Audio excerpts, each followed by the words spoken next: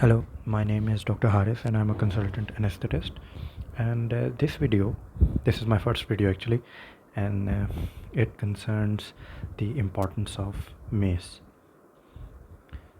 तो जिस हॉस्पिटल में मैं एक्चुअली काम करता था वहाँ पे सबसे ज़्यादा यही प्रॉब्लम होता था, और I think this is a problem all over Pakistan in most institutes at least, कि जब भी आपको कार्डिक रिस्क स्ट्रेटिफिकेशन करनी होती थी किसी भी पेशेंट की, so what used to happen was के we would involve a cardiologist. कोई भी कार्डियोलॉजी की टीम का एक मेंबर आता था और वो रैंडमली सेलेक्टेड, जो कि हमें लगता था कि probably okay this patient needs a cardiac evaluation. I don't know वो फैक्टर्स क्या थे जो डिसाइड करते थे. वो एक रैंडमली हम पिक करते थे and we would just say कि लेट्स गेट कार्डियोलॉजी असेसमेंट. और जो कार्डियोलॉजिस्ट था वो भी आके would hardly spend 1 or 2 minutes. He wouldn't even talk to the patient. just उसकी फ़ाइल को he would go over the file और उसमें से कुछ लैब वैल्यूज़ या जिस तरह की चीज़ें देख के खुद ही से डिसाइड कर लेता था कि ये लो रिस्क है, मॉडरेट रिस्क है या हाई रिस्क है, और ये लिख देता था. And we nobody could even tell के what those terms low risk ये बड़ी वाइडली यूज़ होती हैं. लो रिस्क, मॉडरेट रिस्क और हाई रिस्क जो है nobody would tell कि what it implied actually, कि moderate risk, low risk, high risk का क्या मतलब था. इसका कोई कनेक्शन भी नहीं होता था with a lot of time which I noticed कि जो the type of surgery that was being conducted उससे कोई लिंक भी नहीं बनता था. फॉर एग्जांपल हो सकता है कि पेशेंट उसकी जस्ट एक लोकल में बायोप्सी होनी है, उसको थोड़ी सी मॉनिटर्ड एनेस्थीसिया केयर मिलनी है, लाइक कोई सेडेशन आप दे दोगे, something, some short acting opioid, some analgesic, और अपेरेंटली आप जब उसकी फ़ाइल खोलोगे तो उसकी हाई रिस्क कार्डिक लिखा होगा उसके ऊपर, और आप भी उनसे हाई रिस्क लोगे and you wouldn't even know कि what it all means. So the reason why मैंने ये वीडियो बनाई है उसमें सबसे पहले है कि मैं इसकी इंपॉर्टेंस बताऊं कि why we actually conduct this risk. और MACE by the way it stands for major adverse cardiac events, कि किसी भी सर्जरी का और आपकी along with your anaesthetic intervention कितनी कॉन्फर करेगी risk of having a major adverse cardiac event. Major adverse cardiac event हो क्या सकता है? वो नॉन फैटल एम भी हो सकता है, वो फैटल एम भी हो सकता है, वो कोई ना कोई मैलिग्नेंट एरिथमिया हो सकता है, कोई ना कोई ऐसी चीज़ हो सकती है जिससे पेशेंट की मॉर्बिडिटी या मोर्टेलिटी पे सिग्निफिकेंटली कार्डिक परस्पेक्टिव से फ़र्क पड़े. And inevitably a lot of those conditions which ultimately leads to death of the patient, वो होता है मेजर एडवर्स कार्डिक इवेंट. तो दिस इज़ वेरी सीरियस. ठीक है, but before we go further on, we need to understand कि we need to understand why we are conducting mace in the first place. So मैं जब भी अपने किसी colleague या अपने जूनियर से whenever I used to ask के why do we conduct mace, या हम इतनी it is not as exhaustive, but ये जो जितनी हम एक एल्गोरिदम को फॉलो करते हैं उसकी अल्टीमेट मकसद क्या है, what is the goal that we are trying to achieve by following that and incorporating that algorithm. So the most commonly जो कॉमन आंसर्स मुझे मिलते रहते थे कि वी कंडक्ट मेस बिकॉज हमने पेशेंट को बताना होता है कि उसका कितना रिस्क है किसी भी प्रोसीजर का जो उसकी सर्जरी होनी है, और हम उस रिस्क के ऊपर उसकी कॉन्सेंट लेते हैं. ठीक है, अब अगर वो इजाज़त देता है good enough, we will proceed with the surgery. नहीं देता तो हम सर्जरी नहीं कराते. And unfortunately a lot of us think that way. And when I was in my very early infancy during my career, जो मैं रेजिडेंट था, तो I also use to think the same, क्योंकि मेरे पास बहुत सारे ऐसे पेशेंट्स आते थे जिनका जिनका कार्डियोलॉजिस्ट ने हाई रिस्क लिखा होता था, और फॉर एग्जांपल वो कोई एक बड़ा important and vital orthopaedic surgery होती थी पेशेंट की. ठीक है, और मैं उस टाइम पे just at that point in time जब patient shifted in the operating room, और मैं फ़ाइल पे देखता था कि कार्डियोलॉजिस्ट ने हाई रिस्क लिखा हुआ है, बट मैं जो वो फाइल है उसके ऊपर कंसेंट ही नहीं है. तो मैं उससे जब रिलेटिव से कंसेंट लेता था हाई रिस्क, तो दे वर शॉक्ड कि हैं हाई रिस्क, हाउ कम, हमें nobody told us about it. And unfortunately and by the way those were very essential surgeries that the patient needed. ठीक है, sometimes it was like nailing patient की screw डालने होते थे intramedullary for stabilisation of fractures, और अगर वो fracture stabilise ना हो लोअर लिम्ब के तो उससे पेशेंट का इमोबिलिटी की वजह से डीवीटी और pulmonary embolism for one thing बहुत ज़्यादा हाई रिस्क कैरी करता है। और नाउ दैट आई अंडरस्टैंड कि वो जस्टिफाइड था कि वो प्रोसीजर होना भी चाहिए था पेशेंट के लिए, बट जस्ट बिकॉज उसको एक हाई रिस्क लिखा होता था और हम अटेंडेंट से डिस्कस करते थे, unfortunately a good amount of people did not, they would end up not opting for that surgery. And now that when I think back, so it's actually quite sad. But the reason was कि we always thought कि it's just to understand कि क्या risk है और हम अपनी आपको protect करने के लिए कंसेंट लेते हैं. And by the way, this actually is true, but that is not that high up in the hierarchy. The actual reason why we conduct MACE is because हम एक ख़ास algorithm follow कर रहे हैं in managing the patient. Not actually to not actually to draw the exact risk, चाहे वो percentage में हो, चाहे वो लो, इंटरमीडिएट, मॉडरेट, हाई में हो, but actually to treat the patient as we proceed to the surgery, कि हम उस रास्ते में हैं पेशेंट अपनी सर्जरी के, और हम रास्ते में जो हर्डल्स आ रही हैं वी आर ट्रीटिंग देम, और we do to our ultimate to our utmost जितना आप कर सकते हो, और उसके बाद भी इवेंचुअली से कि अच्छा यार अब इट्स पॉसिबल कि हम एक नॉन सर्जिकल ऑल्टरनेटिव पे आएँ, लाइक हम एक पूरी अपने एग्जॉस्ट कर लें अपने रिसोर्सेज को, और इस तरह ना करें एग्जॉस्ट कि आप हर पेशेंट की एको करा रहे हो फॉर एग्जांपल, बट हम एक जस्टिफाइड एक अपनी रिसोर्सेज को मैनेज करते, रिसोर्सेज को मद्देनज़र रखते हुए हम एक स्लोली एल्गोरिथम को फॉलो करें, और जिन जिन को ज़रूरत है उनको फिर हम more and more intensive therapies and investigations की तरफ लेके आएँ, और जिनको नहीं ज़रूरत है उन पर बिला वजह रिसोर्सेज को वेस्ट ना करें. That is the actual reason why we follow that algorithm and why we follow ये जो मेस का सारा प्रोटोकॉल है, एंड नॉट जस्ट बिकॉज कि हम एक पेशेंट को कह दें यार इतना रिस्क है और हो जाए.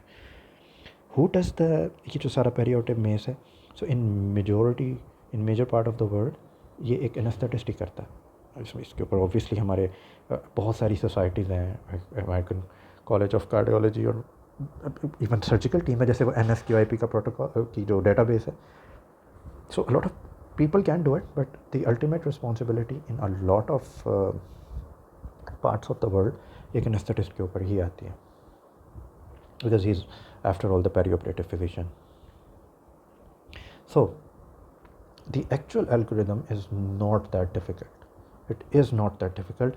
Unfortunately, मैंने in a lot of part of Pakistan जहाँ भी काम किया हुआ है, especially in Lahore, तो I can say with certainty कि इस प्रोटोकॉल को नहीं फॉलो किया जाता.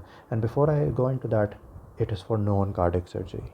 So ये जो सारी रिस्क स्ट्रेटिफिकेशन हो रही है, this is only applicable on cardiac patients who are having a non-cardiac surgery.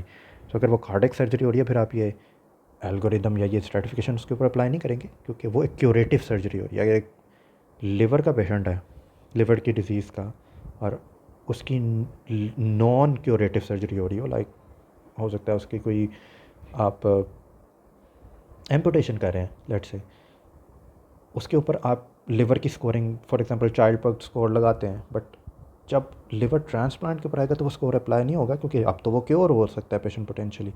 Same applies here. ये सारी जो स्ट्रेटिफिकेशन है ये उस पेशेंट के लिए हैं जिनकी कार्डिक पेशेंट की नॉन कार्डिक सर्जरी हो रही है. कार्डिक सर्जरी नहीं हो रही, because of the cardiac surgery is being conducted, तो वो एक क्यूरेटिव सर्जरी है. उसमें लाइकली रिस्क कम होगा, ज़्यादा नहीं होगा, कम होगा likely, right. So the first thing, whenever you are seeing a patient, और आपने मेस को जब माइंड में रखते हुए आप पेशेंट को देखते हो, तो जो फर्स्ट चीज़ होती है वो होता है कि आप इन्वेस्टिगेट करते हो कि does the patient have any risk factors for coronary artery disease. So क्या पेशेंट को कहीं रिस्क फैक्टर्स हैं, और बिलीव इट और नॉट जो कोरोनरी आर्टरी डिजीज़ के रिस्क फैक्टर्स हैं ये हम सबको पता होते हैं, दे आर वेरी सिंपल, और उसके लिए आपको बहुत ज़्यादा प्रोबिंग नहीं करनी होती. You don't need a lot of investigation. In fact, you don't even need any investigation at all. So क्या पेशेंट आपका डायबिटिक है, स्पेशली उसको 10 years और मोर तो नहीं हो गया डायबिटीज़ को, because diabetes is an independent risk factor for coronary artery disease. Second, is your patient hypertensive? It is.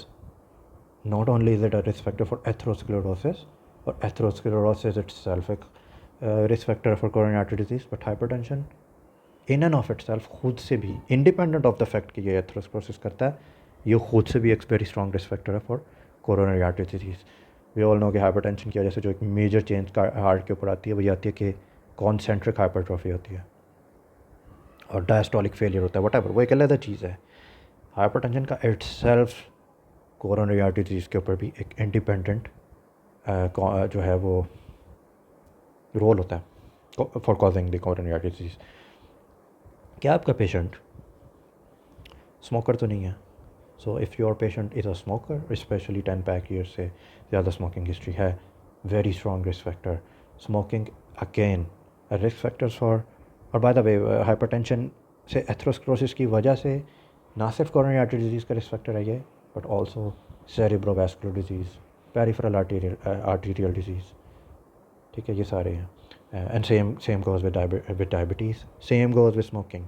Smoking ना सिर्फ खुद से एथेरोस्क्लेरोसिस कॉज करता है, again very strong risk factor for coronary artery disease, cerebrovascular disease, peripheral arterial disease. Then you ask, is your patient, does your patient have a strong family history? तो every once in a while हम patient से ये, if we remember at all, पूछते हैं. हमें याद आता है कि family history is very important in during our history taking, and we ask, आपकी फैमिली में आपके वालिद वालदा में से किसी को कोई खुदा न खास्ता अगर if they are not alive, तो किसी को कहीं कोई हार्ट से रिलेटेड तो नहीं, कोई दिल का दौरा तो नहीं पड़ा था जैसे डेथ हुई थी? और कुछ लोग कहते हैं हाँ, कुछ को नहीं पता होता. द पॉइंट इज़ कि लेट्स से कि आपका पेशेंट कहता है कि मेरे वालिद साहब जो हैं वो दिल के दौरे से उनकी वफ़ात है. Is that a strong family history? In old age जब पेशेंट फ्रेल हो जाता है, तो इवेंचुअली जो पेशेंट की डेथ होती है वो बहुत रीज़न से हो सकती है. उसका that does not actually always mean कि जो भी इसका सिस्टम फेल किया जिसकी वजह से उसकी डेथ हुई है, उसकी वो फैमिली हिस्ट्री का पार्ट होगा. It's same is with the heart कि if the age of the, अगर मेल है अगर फादर है और फादर की जो को इस्कीमिक हार्ट डिजीज़ हुई है, MI हुआ है लेस दैन 55 एज में, एंड और मदर को less than 65, that is a strong family history, not otherwise. तो इसमें आप उसको कंसीडर रखेंगे. फिर इसके अलावा पेशेंट जो जिनको कोई ना कोई फेमिलियल हाइपर कोलेस्ट्रोलीमियाज़ हैं, they are also at risk. But इस सारी चीज़ों में बट वी डू अंडरस्टैंड इसके दीज आर वेरी, ये जो 4 मैंने लिखे, these are very very very strong risk factors for coronary artery disease.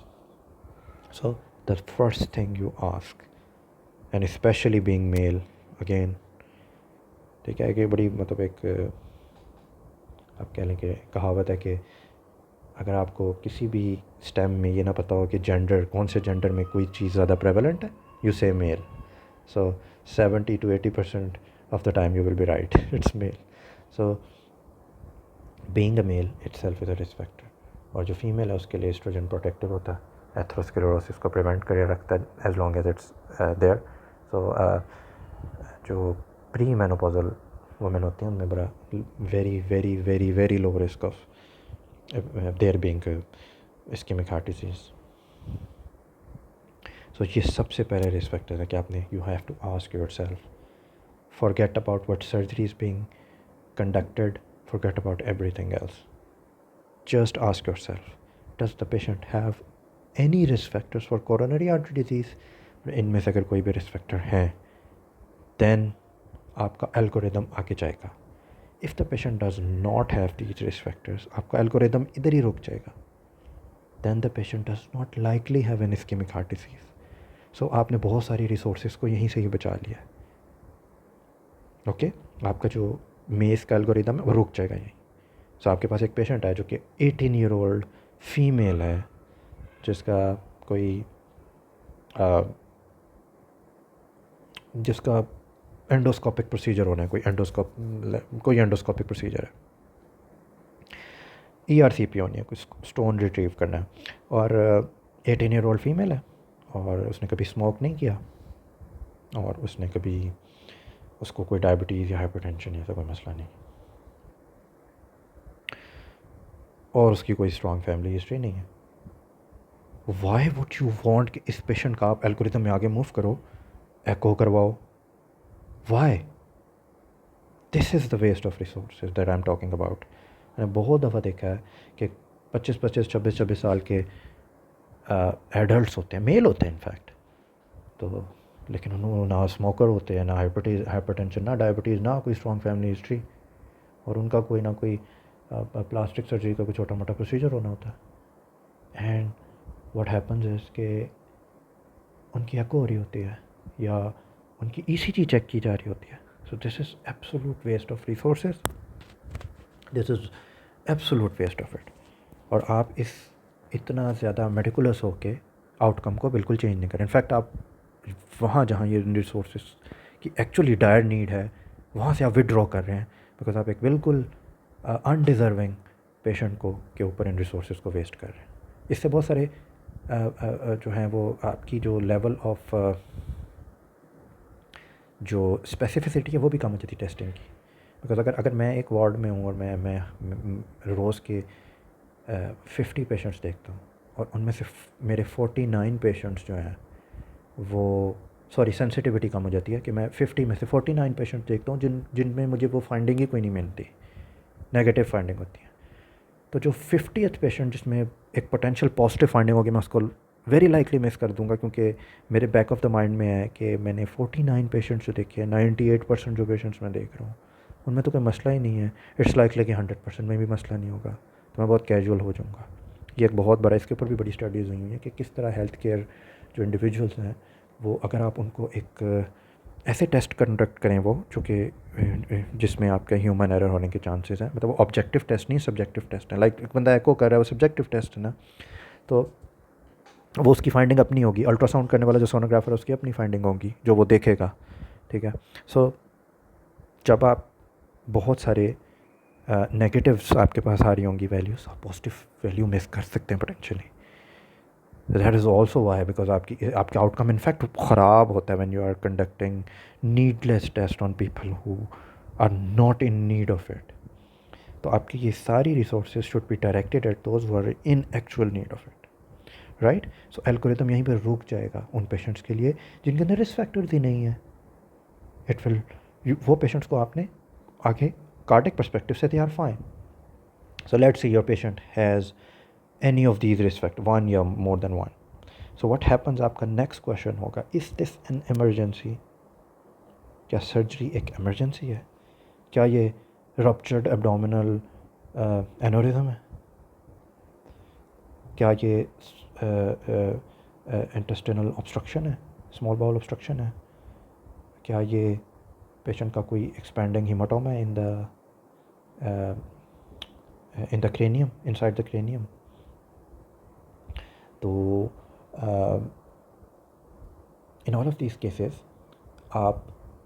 आपका जो नेक्स्ट आर्म है, अगर वो इमरजेंसी है, answer is yes, so you will proceed with the surgery.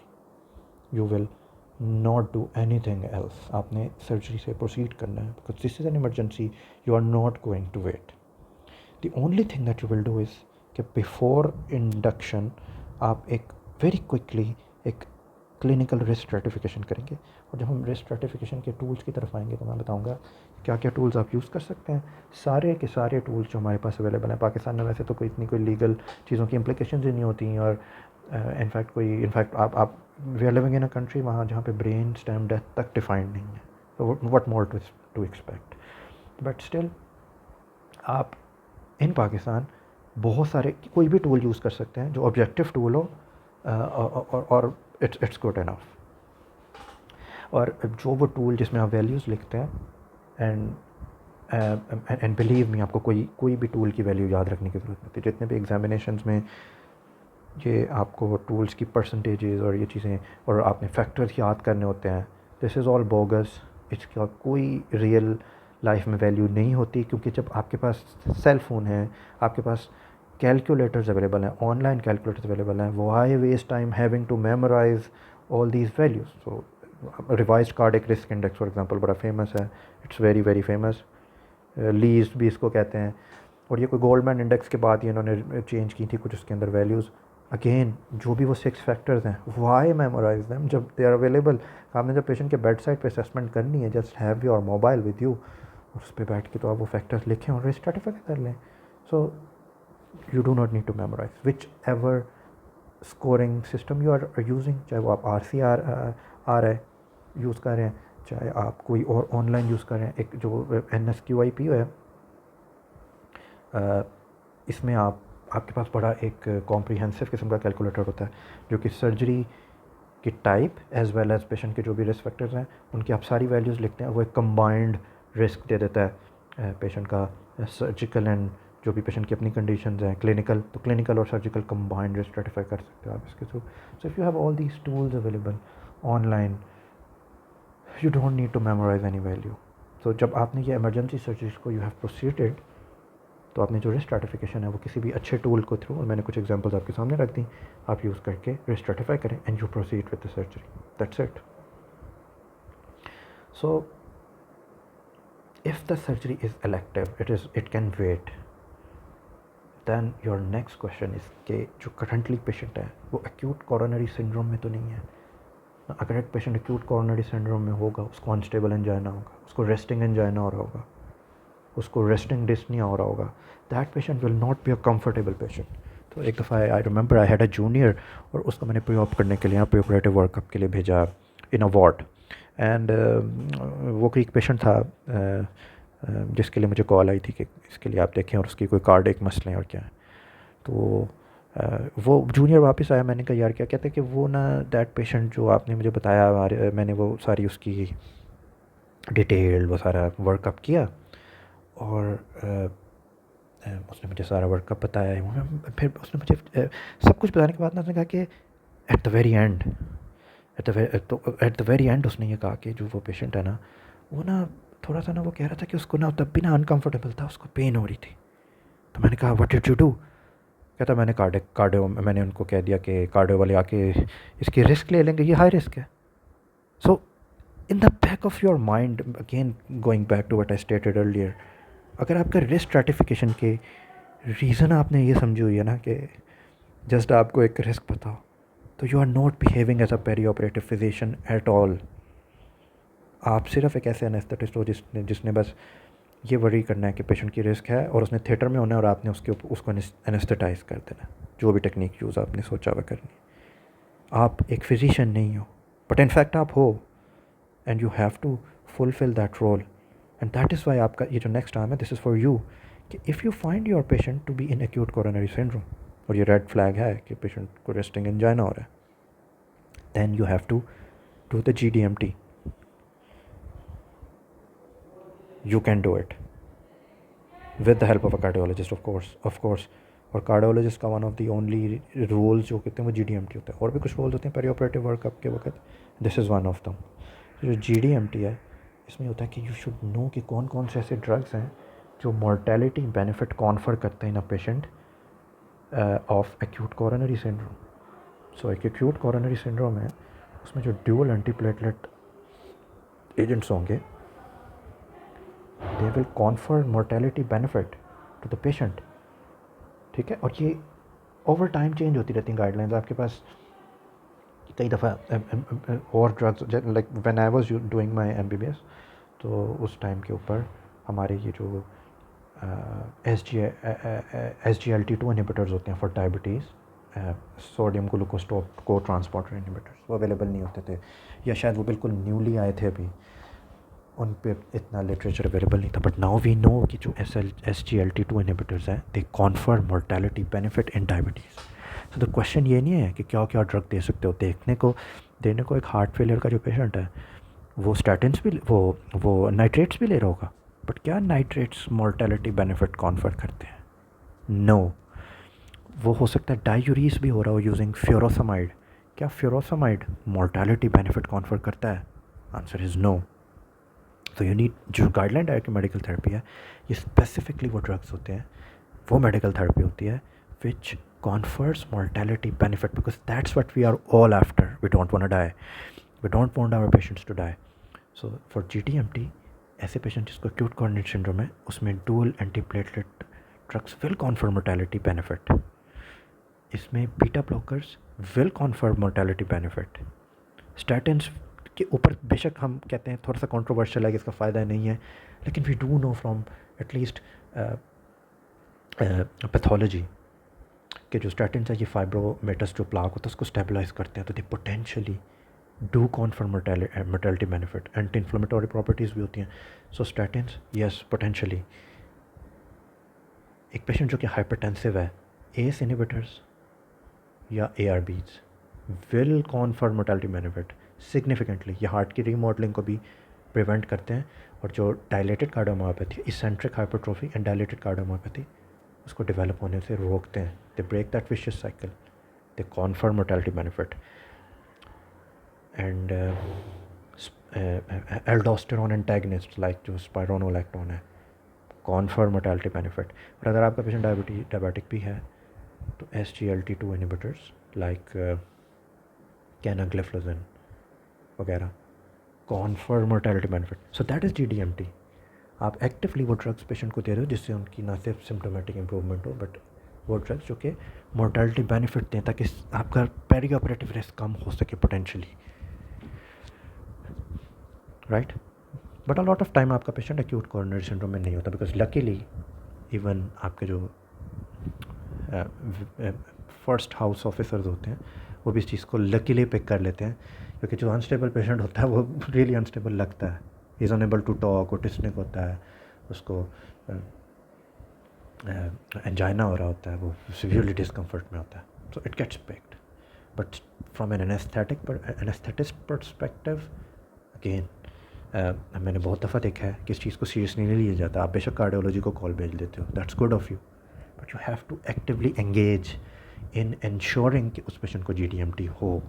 और ये नहीं है सिर्फ कि आप कह दो यार ओके रिस्क स्ट्रैटिफाई करो, no, you have to be there actively engaging in and ensuring that the GDMT is being incorporated, क्योंकि आप ही ने इस पेशेंट को ऑप्टिमाइज़ करके इवेंचुअली केस करवाना है ये वाला समडे और the other. So you want कि ये GDMT इफ़ेक्टिवली इस पेशेंट को चले until such टाइम कि जो पेशेंट है उसकी सिम्टोमेटिक इम्प्रूवमेंट और सब कुछ हो। Anyways in a lot of cases however आपका ACS में नहीं होगा मरीज़, बिकॉज ACS वाले फ़िल्टर आउट हो गए होंगे। So the next thing is कि पेशेंट ACS में नहीं है, हम एल्गोरिदम में आगे मूव कर रहे हैं। So the next thing is you ask yourself कि जो आप सर्जरी हो रही है उसका रिस्क कितना है for mess. So what you do is कि बेस्ड ऑन द सर्जरी जो कि हो रही है एंड जो पेशेंट की क्लिनिकल प्रोफाइल है, you calculate your risk for mess. कैसे कैलकुलेट कर सकते हैं मैंने पहले भी बताया, या तो आप इस वेबसाइट पे जाते हैं, this is very simple, I highly recommend कि आप NSQIP की वेबसाइट पे जाएं। By the way it stands for National Surgical Quality Improvement Program. तो जो भी NSQIP वालों ने आपको सारी डिटेल्ड उसके ऊपर होगी लिस्ट होती है कि आपने पेशेंट का डाटा एंटर करना होता है, पेशेंट की एज एंटर करनी है, जेंडर और मुख्तलिफ़ लैब वैल्यूज़, जिसमें आपके जो पेशेंट की कोमॉर्बिडिटीज़ और स्पेशली कि पेशेंट इंसुलिन फॉर एग्जांपल ले रहा है कि नहीं रहा, कि डायबिटिक है, और आपकी क्राइटेनिन लेवल वगैरह वगैरह आपने सारा एंटर करना होता है। एंड जो सर्जरी अंडरटेक हो रही है वो आपने मेंशन करनी होती है, और वो एक कंबाइंड क्लिनिकल एंड सर्जिकल आपको रिस्क दे देता है, वैल्यू दे देता है। For example 0.8%, 0.9%, 1.7%, 2%, 5%। तो जो आपने जो रिस्क है वो निकाल लेना है। आप NSQIP फॉर एग्जांपल यूज़ करके निकाल सकते हो, या आप रिवाइज्ड कार्डिक रिस्क इंडेक्स के थ्रू भी निकाल सकते हो, जो कि मैंने आपके ऊपर मेंशन किया है। एंड जो रिवाइज्ड कार्डिक रिस्क इंडेक्स है, you don't have, nobody should ever need to memorise it, and unfortunately इसको एग्जाम में पूछा जाता है, but on personal level I am very against this कि इस चीज़ को पूछा जाए। However for those of you are interested, जो रिवाइज्ड कार्डिक रिस्क इंडेक्स है उसके 6 फैक्टर्स होते हैं, और हर फैक्टर 1% रिस्क बढ़ाता है। अगर किसी के 6 में से 2 फैक्टर हैं, वो 2% रिस्क है मेस का। 4 फैक्टर्स हैं तो 4% होगा, एंड सो ऑन। सो क्या क्या फैक्टर्स होते हैं? High risk type of surgery. High risk surgery ऐसी सर्जरी है जो या तो इंट्रापेरिटोनियल इंट्राथोरेसिक है, या एक ऐसी वैस्कुलर सर्जरी है जो सुप्राइंग्वाइनल है, लाइक वो कोई भी एओर्टिक एब्डोमिनल थोरेसिक एओर्टिक एन्यूरिज्म्स के ऊपर हो सकती है, वो कैरोटिड आर्टरी के ऊपर हो सकती है, but that is not cardiac surgery. सारी नॉन कार्डिक सर्जरीज हैं। पेशेंट जो कि इस्कीमिक हार्ट डिसीज़ की हिस्ट्री हो, लेकिन अगर पेशेंट की रीवैस्कुलराइजेशन हो चुकी हुई है, फिर आप इसको काउंट नहीं करते। फिर history of congestive heart failure. तो अगर एक पेशेंट कंजेस्टिव हार्ट फेलियर का पेशेंट है, हाउ कैन यू टेल कि एक पेशेंट जो है कंजेस्टिव हार्ट फेलियर का है, उसकी आपकी जो थेरेपीज है उनमें नाइट्रेट्स मिलेंगे, वो बहुत बड़ा रेड फ्लैग होता है कि पेशेंट नाइट्रेट्स ले रहा है, आइसोसोर्बाइड मोनोनाइट्रेट ले रहा है। सो वो एक बहुत बड़ा रेड फ्लैग होता है कि ये वाला पेशेंट है ना। And I am not talking about sublingual जो जो नाइट्रोग्लिसरीन होती है, I am not talking about that. वो तो यूजुअली पेशेंट एंजाइना में लेते हैं। I am talking about congestive heart failure. Congestive heart failure वाले पेशेंट क्रोनिकली नाइट्रेट्स के ऊपर होते हैं। Usually they are taking isosorbide mononitrate. That's a big red flag. Sustac for example, Sustac के नाम से आती है, बड़ी कॉमनली यूज़ होती है। हिस्ट्री ऑफ सेरेब्रोवैस्कुलर डिजीज़, तो सारे एक एक पॉइंट 1% बढ़ाते जाते हैं। और diabetes requiring insulin, and then preoperative creatinine greater than 2। So हर इसका एक एक एलिमेंट 1% मेज पे एडअप करता रहेगा। ओके, तो आप इस तरह कर सकते हो। But a better way is कि you go to the NSQIP और वहाँ पे आप सारी वैल्यूज़ एंटर करें और टाइप ऑफ सर्जरी रखें। वो आपको बेहतर कंबाइंड रिस्क बताता है, सर्जिकल एंड क्लिनिकल रिस्क। क्योंकि इसमें जो रिवाइज कार्डिक है, इसमें सिर्फ आपकी जो सर्जिकल चीज़ है वो high risk type of surgery में 1 पॉइंट दे रहा है। हो सकता है पेशेंट की इंटरमीडिएट रिस्क सर्जरीज हों, बहुत सारी सर्जरीज इंटरमीडिएट रिस्क भी होती हैं, बट वो कवर ही नहीं होती इसमें। सो ये इतना अच्छा कंबाइंड रिस्क नहीं बताता जितना NSQIP वाला बताता है। सो हाईली रिकमेंड किया वो फॉलो किया जाए। But at the very least आपने कोई ना कोई टूल यूज़ करना है और आपने उसकी रिस्क स्ट्रैटिफिकेशन में वैल्यूज़ निकालनी है। सो अगर वैल्यू लेस देन 1% आती है आपकी, then you know what you do. No matter आपका पेशेंट डायबिटिक भी है, हाइपरटेंसिव भी है, उसको फैमिली हिस्ट्री भी वेरी सिग्निफिकेंट है, और वो स्मोकर भी है, बेशक वो पैदाइश से ही स्मोकिंग कर रहा है, but if the risk is less than 1% जो कंबाइंड सर्जिकल और clinical है, believe me, you proceed with the surgery. You don't need to do anything else. You just proceed. Believe it or not. Again, आपने बहुत सारे health care की resources को बचा लिया है, ज़ाया नहीं होने दिया, because this patient does not need any more investigations. However, अगर आपका जो मेस निकला है वो greater than 1% निकला है, then that is the time when you inquire कि जो पेशेंट है उसके मेट्स कितने हैं। जो मेटाबॉलिक इक्विवेलेंट ऑफ टास्क, जिनको मेट्स भी बोलते हैं, ये आपकी ना एक फंक्शनल पेशेंट की असेसमेंट का ना क्रूड सा तरीका होता है। So all you want to know is कि क्या पेशेंट के जो मेट्स हैं वो ग्रेटर देन और इक्वल टू 4 हैं या नहीं है। तो अगर ग्रेटर देन और इक्वल टू 4 है, और 4 का मतलब ये होगा कि जो भी आपका पेशेंट है वो स्टेयर्स को स्टेडी पेस से क्लाइंब कर सकता है। यानी एक पेशेंट जो कि सीढ़ियाँ चढ़ सकता है स्टडी पेस के साथ और उसको रुकना ना पड़ता हो, ये वो पेशेंट है जिसके मेट्स एटलीस्ट 4 हैं, जिसकी एटलीस्ट 4 है। और अगर एटलीस्ट 4 मेट्स हैं, आइडियली आपकी 10 से ऊपर होनी चाहिए, बट अगर वो एटलीस्ट 4 है ना, बिलीव इट और not, you proceed with surgery. Again आपने बहुत सारे जो है वो इकॉनमी का जो बर्डन पोटेंशली होने वाला था और डॉक्टर्स ओवरलोड होने वाले थे, बिला वजह से कार्डियोलॉजिस्ट आके तो पेशेंट्स की असेसमेंट करें, आपने बचा लिया. You have saved a lot of time, a lot of resources, a lot of money also, and a lot of stress जो कि आप potentially patient को देने लगे हो high risk कह के. You proceed with the surgery. Interestingly enough, the only ever instance that that when you have to involve cardiologist, और जब आपको बहुत ज़्यादा इन्वेसिव जब आपको टेस्ट की तरफ जाना पड़ता है, वो होता है कि इफ़ द मेट्स, और मेट्स आप इंक्वायर तब कर रहे हो जब मेस का रिस्क ग्रेटर देन 1% है.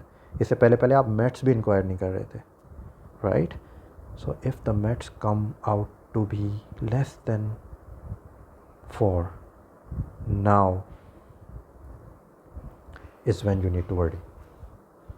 और आपका जो नेक्स्ट क्वेश्चन होता है वो हमेशा ये होता है कि वेदर अब जो आपने पेशेंट का नेक्स्ट टेस्ट कराना है क्या वो वर्थवाइल है. और by the way next test है क्या? नेक्स्ट टेस्ट आपका पेशेंट का स्ट्रेस टेस्टिंग है, लाइकली फार्माकोलॉजिकल स्ट्रेस टेस्टिंग होगी. सो आपने अपने आप से पूछना है कि क्या is it worthwhile, because it's every bit possible कि आपके एक पेशेंट है जिसकी लेट्स से कि वो कोई कैंसर का पेशेंट है और आपने उसकी कोई पैलिएटिव सर्जरी करनी है. It's not a curative surgery, it's a palliative surgery. और आपके पेशेंट की 80 ईयर्स ओल्ड एज है और आप एल्गोरिथम के इस आर्म तक पहुंच गए हैं कि जहाँ पे आपने देखा कि उसके तो मेट्स भी लेस देन 4 हैं या मेट्स कैलकुलेट हो नहीं सकते. एक ही बात है, अगर मेट्स लेस देन 4 हो या नहीं कैलकुलेट हो सकते, इन दोनों सूरतों में आप इसी तरफ आते हो. सो आपने देखा कि आपके पेशेंट के लेस देन 4 मेट्स हैं, 80 ईयर ओल्ड पेशेंट है और पेशेंट की कोई पैलिएटिव सर्जरी होनी है. Will you conduct a pharmacological stress test? You will not. Why? Because अगर उसका फार्माकोलॉजिकल स्ट्रेस टेस्ट हो भी जाता है, आपने आगे रिवैस्कुलराइजेशन नहीं करनी. You are not going to do that. इस पेशेंट की तो होनी नहीं है रिवैस्कुलराइजेशन, इसकी वैसे ही पैलिएटिव सर्जरी हो रही है. So before you send the patient for stress testing, आपने अपने आप से जस्टिफाई करना है कि वो स्ट्रेस टेस्टिंग के लिए कि जो स्ट्रेस टेस्टिंग है क्या वो कोई इम्पैक्ट करेगी आपके पेरी ऑपरेटिव डिसीजन को. तो अगर उसकी इवेंचुअली रिवैस्कुलराइजेशन होनी नहीं है, why go the extra mile and get the stress test done. Again आप हेल्थ केयर के ऊपर सो मच बर्डन डालोगे. सो इन दैट केस आपका ये आर्म इधर चला जाएगा. बट अगर स्ट्रेस टेस्टिंग इम्पैक्ट करेगी आपकी पेरी ऑपरेटिव चीज़ को, वर्कअप को, गोल्स को, तो फिर आप स्ट्रेस टेस्ट कराओगे. और अगर स्ट्रेस टेस्ट आपका पॉजिटिव आता है तो फिर रिवैस्कुलराइजेशन होती है. अब ऐसा नहीं हो सकता कि आप स्ट्रेस टेस्ट करवा के और पॉजिटिव आए और आपको मैंने रिवैस्कुलेशन नहीं करनी, बिकॉज आपने रूल आउट कर लिया कि जो ऐसे केसेस हैं जो कि जिनको अगर स्ट्रेस टेस्ट पॉजिटिव या रिवैस्कुलराइजेशन नहीं होनी, उनको आप स्ट्रेस टेस्ट करवा ही नहीं रहे टू बिगिन विद. और अगर स्ट्रेस टेस्ट नेगेटिव आता है then you proceed with surgery.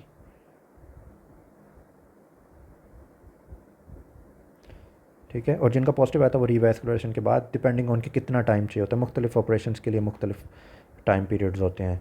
For example अगर बैलून एंजियोप्लास्टी होती है उसके लिए 2 वीक्स का वेट होता है. अगर आपके बेयर मेटालिक स्टेंट होते हैं तो उनके लिए आई थिंक 6 वीक्स का वेट होता है.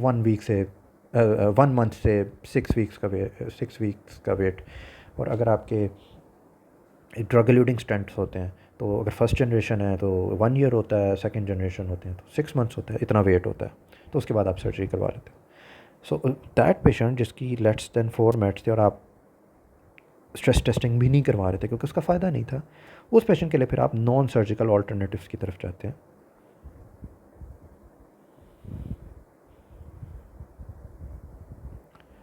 और आप कोशिश करते हैं कि कोई और तरीके से उनकी पैलिएशन या जो भी सर्जरी होनी है वो कंडक्ट हो सके. सो यू उसके लिए ये सर्जरी बहुत हाई रिस्क कैरी करेगी. Likely you should not go with that surgery. That is that patient. So इसमें आप इतना कुछ फ़िल्टर आउट कर लेते हो. And remember lot of people again ask me echo क्यों नहीं हो रही. एको इसलिए नहीं हो रही बिकॉज एको की स्पेसिफिक इंडिकेशंस होती हैं.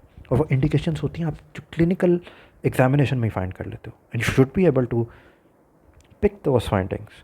सो एको की क्या इंडिकेशंस होती हैं? एको की जो बहुत ज़्यादा इंपॉर्टेंट इंडिकेशन होती है कि पेशेंट जिसका कोई स्ट्रक्चरल हार्ट डिजीज़ है, it's very hard to miss on physical exam. किसी की वैल्वुलर पे सिग्निफिकेंट वैल्वुलर प्रॉब्लम्स हैं, very hard not to pick from. मतलब ये चीज़ें वो हैं जो आप फिजिकल एग्जामिनेशन से बड़ी इजीली पिक कर लेंगे. ठीक है. सो जो बहुत ज़्यादा डेंजरस किस्म की जो लीजन्स होते हैं ना वैल्वुलर, वो होता है aortic stenosis. That is the worst valvular lesion ever. और ओल्ड एज में जब कैल्सिफिकेशंस होती हैं तो aortic valve is a lot of time involves. और वन ऑफ द चेंजेस जो कि आपकी विद जेरियाट्रिक्स में ओल्ड एज में आती हैं, उसमें एओर्टिक वाल्व की कैल्सिफिकेशन एंड एओर्टिक स्टेनोसिस होती है. यू शुड बी एबल, अगर वो एक सीवियर इनफ है, to pick it in your physical exam. No excuses. Anyways, an echo जो रेस्टिंग एको है, इसका कोई यूज़ नहीं है. इससे आप किसी भी किस्म के पेशेंट की फंक्शनल रिजर्व्स नहीं असेस कर सकते, क्योंकि पेशेंट रेस्ट पे है. रेस्ट पे he is fine. The real question is कि अंडर स्ट्रेस क्या होगा. चाहे वो स्ट्रेस बॉडीली स्ट्रेस हो, चाहे वो सर्जरी का स्ट्रेस हो, चाहे आप जब एनेस्थीसिया दोगे उसकी वजह से स्ट्रेस आएगा हार्ट के ऊपर. How will he the heart behave then? वो सिर्फ स्ट्रेस टेस्टिंग से आता है. आप ये रेस्टिंग एको कर रहे हो. रेस्टिंग एको की कोई इंडिकेशन नहीं है in a patient of ischaemic heart disease, unless आपको एको की मज़ीद इंडिकेशन मिल जाएँ जो मैंने ऊपर बताई कि स्ट्रक्चरल हार्ट डिजीज़ एक मरीज़ में कोई वैल्वुल और आपको साउंड मिल गया, किसी किस्म का मर्मर आपको मिल गया. Yes, in that case. Otherwise no. So what are some of the, अच्छा ये तो सारी स्ट्रेटिफिकेशन हो गई. एट द वेरी लास्ट, वो कौन कौन सी ऐसी कंडीशंस हैं जिसमें आप मेज़ को भी छोड़ देते हो? आप कहते हो ये बहुत हाई रिस्क है, मतलब you forget about calculating MACE and everything. You just say कि this is a very high risk surgery. तो वो कुछ ऐसी कंडीशंस हैं जो कि ये हैं. सो इफ़ पेशेंट को अगर लास्ट 60 डेज़ के अंदर अंदर एम आई हुआ है, he is a very high risk patient. M I से नेक्स्ट 60 डेज़ के लिए कोई इलेक्टिव प्रोसीजर कभी भी अंडरटेक नहीं करना, बिकॉज ये एक बहुत हाई रिस्क पेशेंट होता है. एक पेशेंट जो अनस्टेबल एंजाइना वाला, वो बहुत हाई रिस्क है. ऑब्वियसली वो एक्यूट कोरोनरी सिंड्रोम के एल्गोरिदम में फॉल करेगा और आप GDMT करोगे उसको. एक पेशेंट जो कि डीकम्पनसेटेड हार्ट फेलियर का है. डीकम्पनसेटेड हार्ट फेलियर एक ऐसा हार्ट फेलियर होता है जिसके लिए हॉस्पिटलाइजेशन की ज़रूरत पड़ जाती है, बिकॉज पेशेंट को पल्मोनरी एडीमा हो जाता है. अगर इसकी कोई ना कोई इमरजेंसी सर्जरी करनी पड़ रही है, नॉन कार्डिक, नॉट कार्डिक, अगर कार्डिक सर्जरी करनी पड़ रही है तो वो एक डिफरेंट चीज़ है. और वो कार्डिक सर्जरी में भी इसका रिस्क ज़्यादा हो जाएगा, बट नॉन कार्डिक सर्जरीज में भी ये बहुत हाई रिस्क पेशेंट होगा. किसी भी पेशेंट जिसको किसी भी किस्म का हाई ग्रेड अरिदमिया चल रहा है, स्पेशली कोई वेंट्रिकुलर अरिदमिया है, लाइक जिन पेशेंट को टॉर्सैट्स हो जाता है, कोई पॉलीमॉर्फिक वेंट्रिकुलर टैकीकार्डियाज हैं, वेरी हाई रिस्क पेशेंट्स. एक पेशेंट जो कि वेल्वुलर प्रॉब्लम्स हैं, हीमोडायनामिकली इंपॉर्टेंट मनी के, उसको हीमोडायनामिक इंसल्ट्स हो रही हैं, लाइक एओर्टिक स्टेनोसिस में जिन पेशेंट्स को एंजाइना होता है, डिस्निया होता है, सिनकपी हो रही होती है, तो ये एक हीमोडायनामिकली सिग्निफिकेंट अरिदमियास हैं, हीमोडायनामिकली सिग्निफिकेंट वेल्वुलर प्रॉब्लम्स हैं. ऐसे पेशेंट्स बहुत हाई रिस्क होते हैं. एंड कोई भी major emergency surgery like ruptured thoracic aneurysm, intracranial bleed जिससे मैस इफेक्ट्स आ रहे हो, ऐसी major emergency surgeries itself patient को इररिस्पेक्टिव कि मेज़ क्या निकल रहा है, पेशेंट के क्या रिस्क थे, बहुत हाई रिस्क पेशेंट बना देंगी. तो if you have any question you can write down on the comment section, उसके लिए मैं रिस्पॉन्ड करूँगा. Thank you.